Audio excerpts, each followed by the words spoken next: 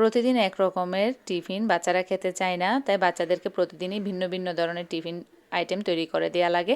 তাই আজকে আমি খুব সহজে 5 মিনিটের মধ্যে তৈরি করা যায় এমন দুটি টিফিন রেসিপি শেয়ার করব। আশা করি আপনাদের ভালো লাগবে।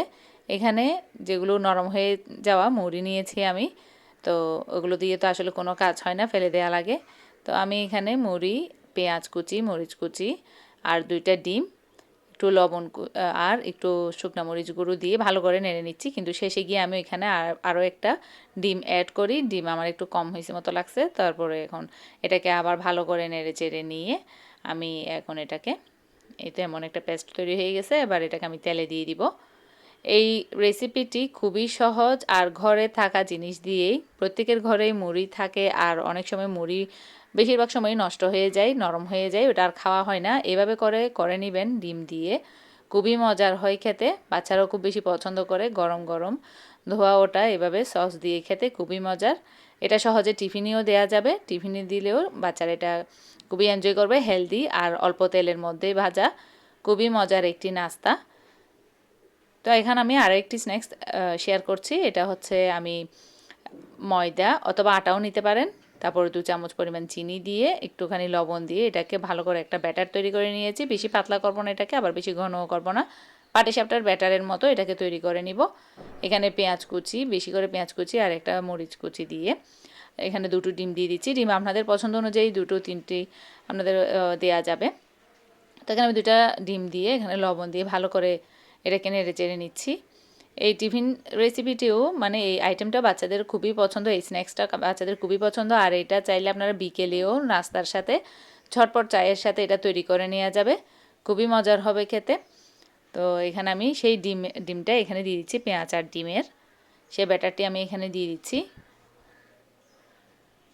ময়দার ব্যাটারটি দেওয়ার সাথে সাথে ডিমের ব্যাটারটি মানে ডিমটা দেওয়ার চেষ্টা করতে হবে, যাতে একসাথে ডিমটাও হয়ে যায়, কাঁচা যেন না থাকে।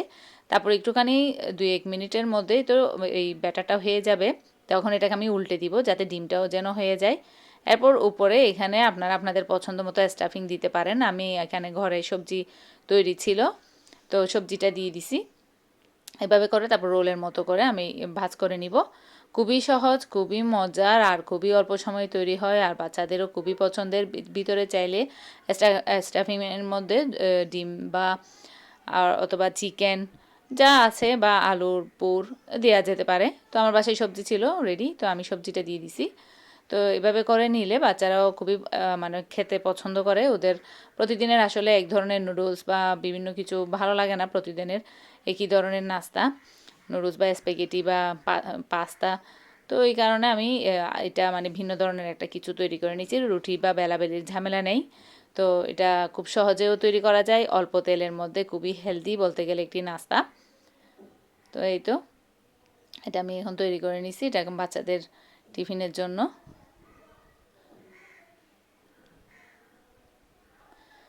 আজকের স্ন্যাক্স আইটেম দুটি আপনাদের কেমন লেগেছে অবশ্যই জানাবেন। খুবই অল্প সময়ে ঝটপট তৈরি করে নেওয়া যায় এই দুটি। সকালবেলা নাস্তার পাশাপাশি বাচ্চাদের টিফিন করে তৈরি করে দেওয়াটাও বাচ্চার মায়েদের জন্য, গৃহিণীদের জন্য একটি বড় চ্যালেঞ্জ। তো এরকম ঝটপট যদি নাস্তা তৈরি করে নেওয়া যায় তাহলে খুব সহজে সকালে নাস্তাও তৈরি করে নেওয়া যাবে আর বাচ্চাদের টিফিন দিতেও মায়েদের কোনো অসুবিধা হবে না। তো আজকের জন্য এ পর্যন্ত। ভিডিওটি কেমন লেগেছে অবশ্যই জানাবেন। আল্লাহ হাফেজ।